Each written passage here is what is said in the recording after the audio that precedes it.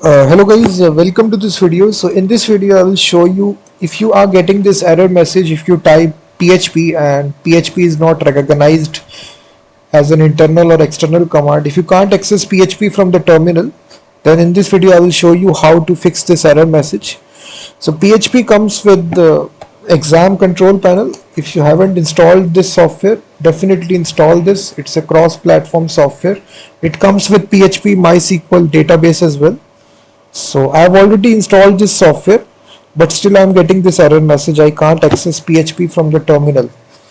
So if you already installed it, then you need to go to the C drive. By default, examp is located in the C drive. It will create this folder, and then there is a folder called as PHP. If you search for the PHP folder, you will see this folder. Open this folder and just right click, copy this location of this folder, and then just open your environment variable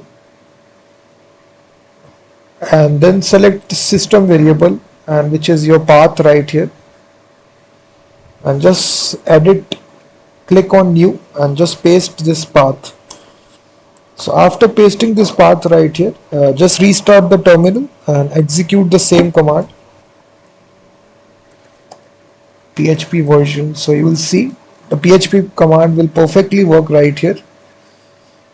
So in this easy way you can fix this error message.